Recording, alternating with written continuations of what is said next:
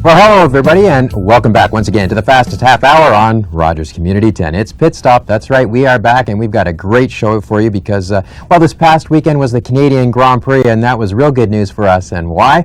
Not because we were there, but because one of our favorite interviews here was back in Canada. Yeah, that's right. Gerald Donaldson, world-renowned columnist and author of Formula One racing, was back in town, and we met up with him just before he's got to head back out again for a couple of months. So we're really glad that he spent some time with us. And we went to the Canadian Automotive Museum here in Oshawa to have a chat with Gerald.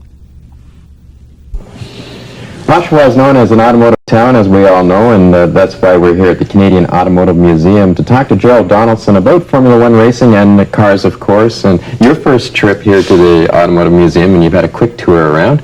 What do you think? Very impressed. Very impressed. We have some Alfa Romeos behind us and Bugattis make a nice backdrop, I think.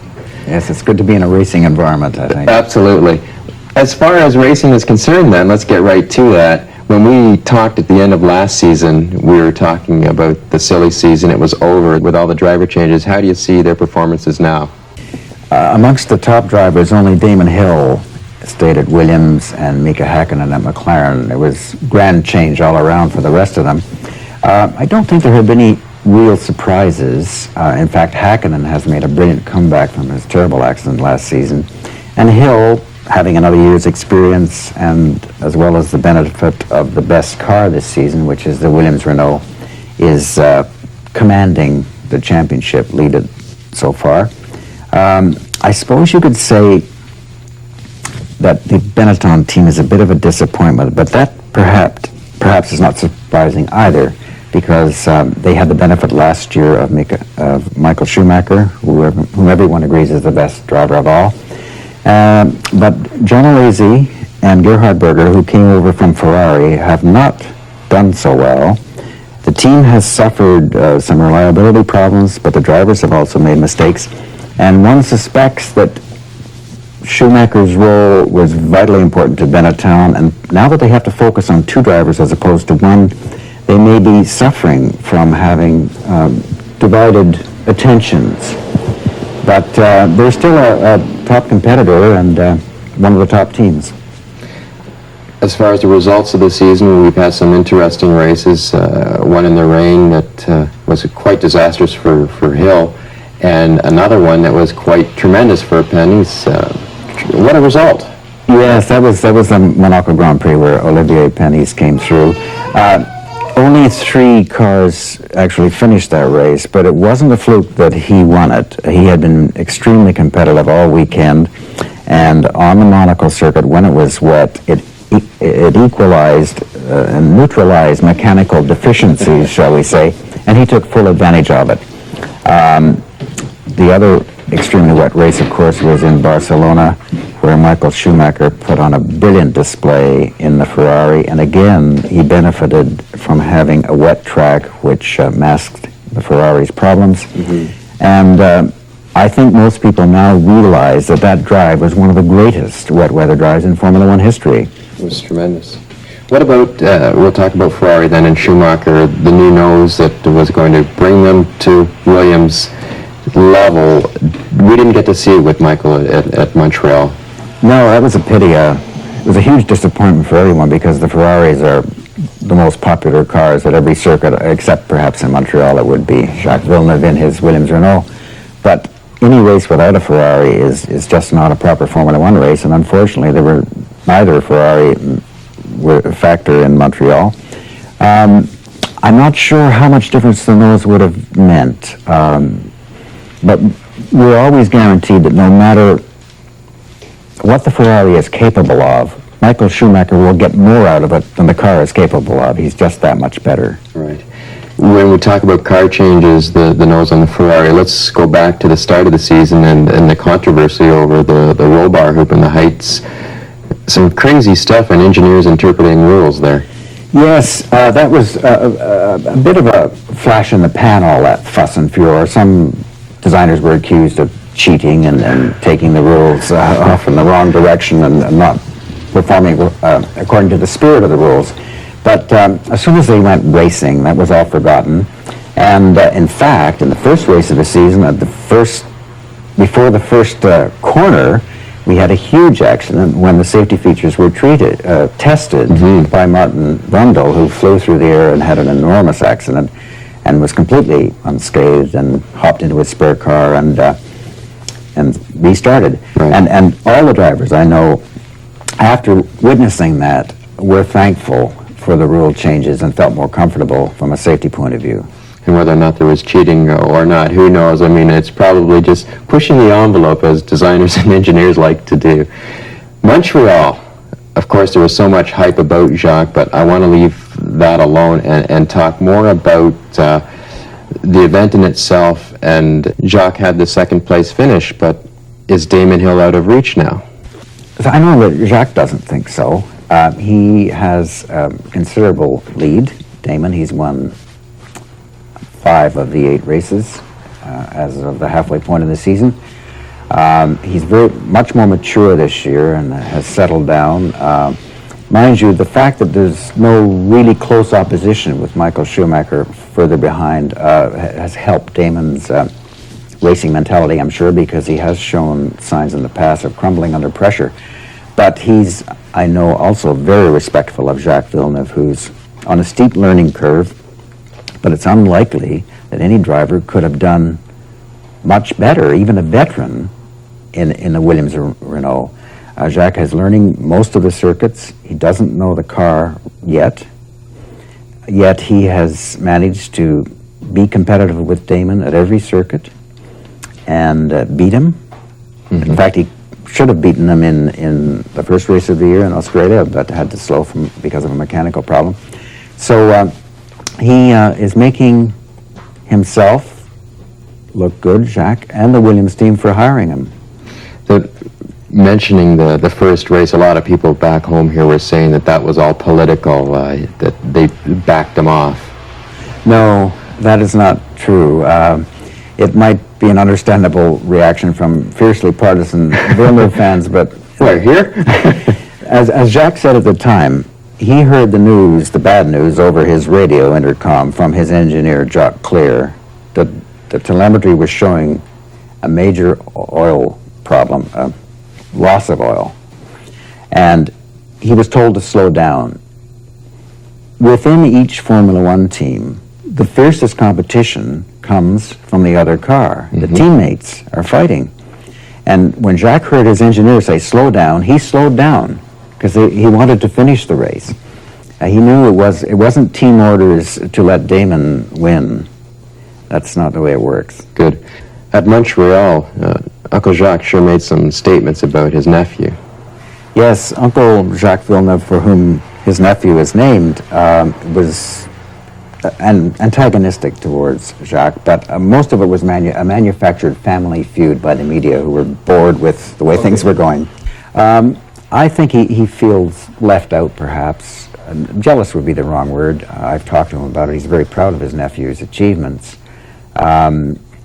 But it really was a tempest in a teapot, and I think just the media had run out of things to say, so they created a situation. Well, they really tried to tackle the media that weekend quite well in advance with that big press conference on the Wednesday. With all the media around, you must get a chance to be a little bit closer to Jacques. Your book, let's start off with the book. You are writing a Jacques Villeneuve story. At the end of the season, it will be published. How's that going? It's going well. We're doing 1 chapter per race, and we get new material every 2 weeks at a Grand Prix, and most of it so far has been positive. It's an account of his first Formula One season, lots of photographs and pictures, private photos as well of him in repose in his flat in Monaco and with his girlfriend and so on. Quite an intimate look at his life beyond racing, although there isn't much more to it these days than racing. He's so busy either testing or making sponsors' appearances and so on. We do that, and we're also doing a newspaper column after every race, so we spend a lot of time together, and it's a pleasure. Having written about Gilles Villeneuve, what kind of comparisons, now that you're so close to Jacques, what kind of comparisons do you see?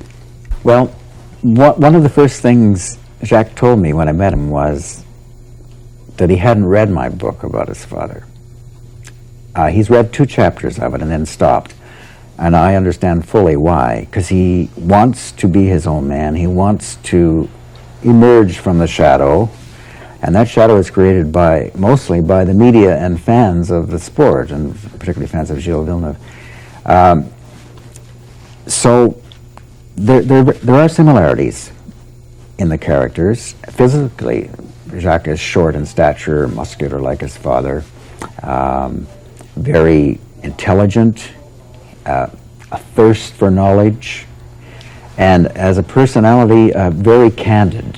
He says what he thinks. Sometimes it gets him into trouble, but he's not like some of the more PR-conscious, image-conscious drivers these days who hide their true feelings for fear of being politically incorrect. He'll say what he thinks. As drivers, totally different. Gilles drove mainly with his right foot. Jacques drives with his head. Consequently, Gilles was much more spectacular and exciting to watch, which is what he became famous for, was throwing his Ferrari sideways around corners all the time. Lots of pictures. Yes. And but Jacques, he can drive like that, as he points out, but he feels it's not the quickest way. He is more circumspect and doesn't often get sideways. He's no less aggressive, or no less fast for that matter. In fact, in Montreal, he set the fastest lap in the race, and I think that's the third race this season he's done that in. So it's quick.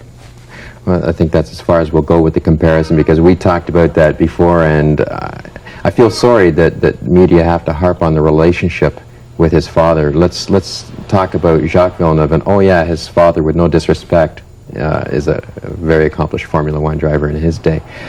So the Montreal race in itself, thoughts that it might not be around next year. They didn't have the big rush of people onto the track, so that's good for the promoters.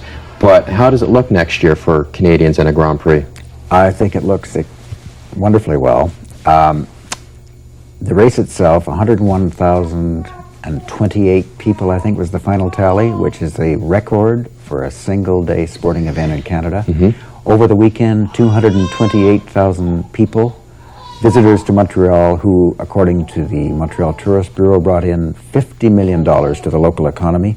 So from a financial point of view, it was a huge success. Also, even though the race itself wasn't terribly exciting, it was a wonderful result for the local fans mm-hmm. to see the local hero come good that way. And the sponsors, of course, were happy with all of this, and they're the people who bring the races, so I'm sure we're all set. Yeah. Coming up the next bunch of races, what do you expect? You're heading off very soon? Yes, I think we'll see more of the same. The Williams cars are still the ones to beat. Ferrari will improve. The team has been improving all year, and of course Michael Schumacher is capable of phenomenal results. Benetton has got to improve. Their season has not been as good as it should be, looking at paper, and they'll come back because they're a strong team. McLaren, of course, have a long way to go. Their season is fluctuating up and down, and they're a bit bewildered by their mechanical problems. They're not sure how to pin it down. And anything else will be a surprise, I suppose. The reports of McLaren possibly maintaining their sponsorship, but not as much money. Yes, it's no secret that Marlboro and even Mercedes-Benz are not terribly pleased with the lack of results from McLaren. McLaren's problem, of course, is that it is the second most successful Formula One team in history. Only Ferrari has won more races. So when they don't win, it's more of a major event. They're accustomed to winning, but they have huge resources, enormous budgets, and some really good people, and I'm sure they'll come back quickly. If we were looking at the Formula One stock market of drivers and teams to invest in, who do you think is long-term? Where do you think the next rising team is going to be? It should be Jordan Peugeot. They, as well as having factory Peugeot engines now, it's a relatively new team, been around, I guess, about 5 or 6 years. They have a new budget from Benson & Hedges, quite a healthy budget, but they're not getting the results they should for the promise they show. But again, it's a team that can turn around and could be a good bet. Terrell, unfortunately, seems to be perennial midfield runners now. Every year they start out with so much promise, but don't fulfill it for one reason or another. Probably lack of financial resources. You can pin it on that. And of course, next year we have the new Jackie Stewart Formula One team. That would be a good bet because it's well funded and there's some good people behind it. Yeah, you would think that one out of the box is going to be a winner. Yes, they've got the factory Ford V10 engine, which, although this year it's not doing wonders for the Sauber team, again, a lot of money will be invested in that by Ford because for the first time in their Formula One involvement, they're getting really serious financially and putting everything behind it. So it's a good bet to suggest that the Stewart Grand Prix team will be winners quickly. Okay, warning IndyCar teams, IndyCar lovers. It looks like Greg Moore was down around the Canadian Grand Prix.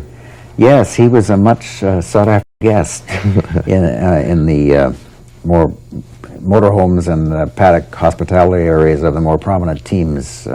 He sat down and talked to nearly all the powers that be within Formula One racing, was made to feel very welcome, and was given a distinct impression that he could get a drive with a top team almost whenever he wanted.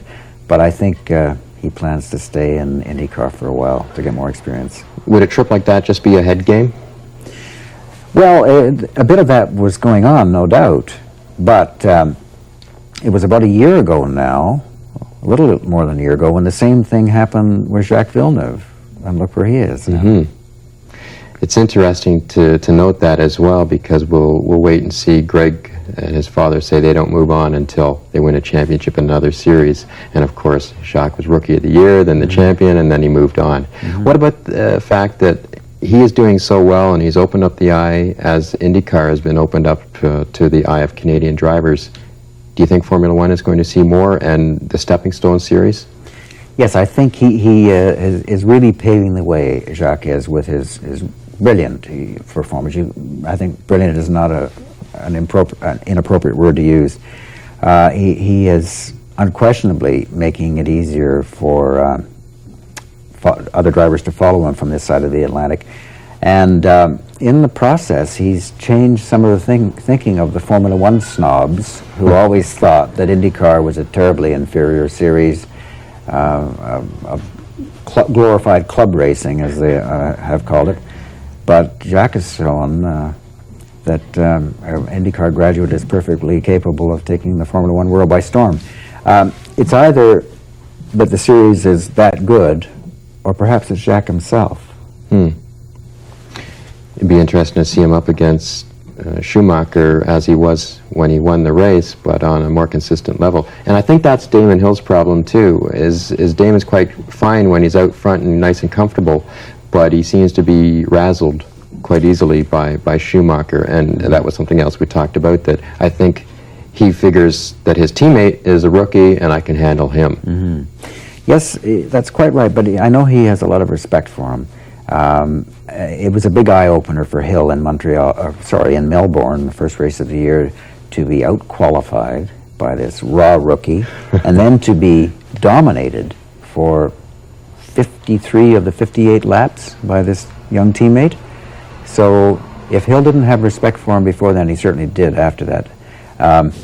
But they get along well. It's a friendly rivalry, but they are competing against each other.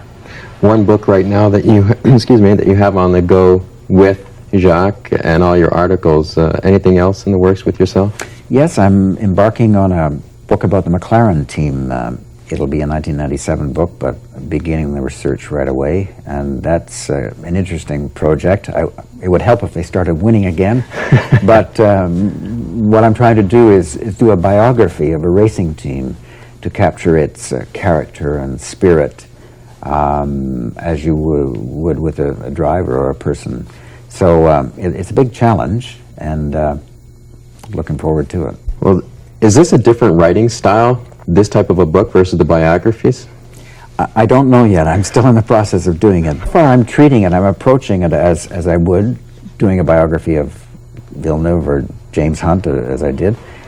Just as much research, getting to know as much as I can, and then arriving at a it's a bit of like a jigsaw puzzle, putting it all together to arrive at a finished product.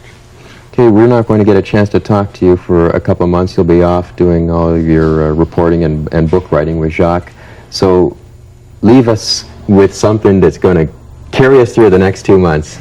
Well, it would be nice to make lots of predictions, but one of the more interesting aspects of this 1996 season is that it's unpredictable to a degree.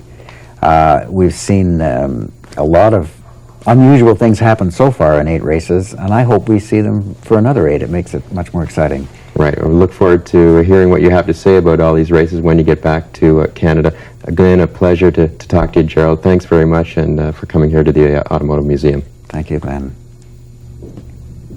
Definitely a pleasure always to talk to Gerald, and we will catch up with him when he gets back here into Canada. So all the best out there with the book writing and the column writing, Gerald, and thanks very much for your time. And thanks very much to the folks at the Canadian Automotive Museum for allowing us in there to do that interview.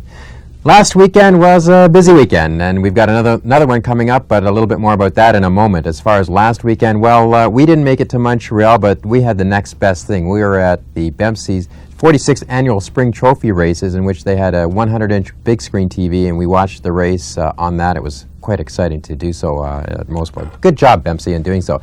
And as far as the results are concerned of the weekend, well, we've got the Race Ontario 150 results, the 1-hour endurance race, and congratulations to Stephen Goodbody and Peter Balzer in their Porsche 968. They took the win in the Race Ontario 150 division. In the open wheel class, well, Chris Steer, the veteran, Chris Steer won in the Formula 2000, his Van Diemen, the RF91 machine. Great job, Chris. Way to go. And they had McCleary Racing on board as well as a new sponsor. So that was really nice to welcome them to Mosport with a victory. Shane Yancey finished second, first in class for the Formula 1600s with a brand new car that was out for the first time. He was in the seat of that car. They shook it down on Saturday, and he came back and finished second on Sunday. Great job. Closed wheel cars, we had Jim Beaton in the Corvette, beautiful GT1 Corvette, the yellow machine, took that win in the closed wheel. Barry Coons and another Corvette, a Corvette Coupe, finished second. A great job by everybody at BEMC. Congratulations on a weekend that was just fantastic all around. Last weekend at the Mosport International Speedway, yep, they were back at it again, and in the Thunder Car class, guess who was back at it again? Ken Donaldson, the winner again, and after Tech, he checked out, no problem. So, go figure, that guy's fast. Street stocks, Derek Henderson. I think that's 3 weeks in a row for Derek Henderson taking the feature. This time he didn't have to share it with anybody either. It was all his own. Congratulations to Derek Henderson, the number 71 in street stock. Modifieds, well, across the line, Larry Jackson had the win, but across the Tech line, Jim Rossiter has the win. A little bit of a problem with Larry Jackson's lifters in Tech, and he was disqualified. Jim Rossiter gets another win out of it. Late model sportsmen's, Rod Sauter had the number 71 car across the line first, so congratulations to Rod in the late model sportsman division. They had the Oshawa Sunday Night Cruisers out, by the way, of some great looking cars. Nice to have them out as well. King of the Hill, another fun weekend at King of the Hill. You've got to go see this. This is hilarious. 10 cars on the track, not on the track, 10 cars, 2 at a time, process of elimination until you get down to the final 2, and they go for $100 in a trophy. You got to see this. It's a lot of fun. At Montreal last weekend, the Players Toyota Atlantic Championship Series, Patrick Carpentier was the winner, and Lee Bentham finished third. So that means Patrick has an 85-point lead. An 85-point lead. He has 85 points, and Lee sits second, 15 back with 70 points. It's still up for grabs as far as the Atlantics are concerned. And, of course, their next race is in Toronto, so we look forward to seeing Lee there. And we'll have him on just before that as well to talk about Montreal and, of course, coming up in Toronto. Now, as far as the what was called the TD Evergreen Series, the Magnus Series, at the Montreal Grand Prix, it was the TD Evergreen Enduro Series. Congratulations to Benoit Teague. He took Friday's win. Guess who won on Saturday? Ludwig Heimrath, the guy who actually won the very first Spring Trophy races for BEMC at Mosport, is still out there. And last weekend, he won the race at the TD Evergreen Enduro Series, Canadian Grand Prix. So, way to go, Heimrath Sr. Promotive Racing, of course, our own guy, David Thorndike, here in Oshawa. He finished 11th on the Saturday's race, and his teammate, Lou McKenzie, he was finished 8th. Not a bad job for those guys. And in the Formula 1600s, the Dunlop Series, Stéphane Valou, he won again. Jean-François Valou, pardon me, he was the winner. Didier Schreiner finished second, and Dominic Salza was third. What a weekend at Montreal. Now, talk about exciting stuff. As of right now, You can, not right now, wait till we finish, but you can tune into the the World Wide Web, and check out Players Racing, because they've got a brand new website as well, and it's www.players/racing.com. Congratulations to Players, and have a lot of fun there. They've got a lot of neat things for you to check out, and that's available right now on the web.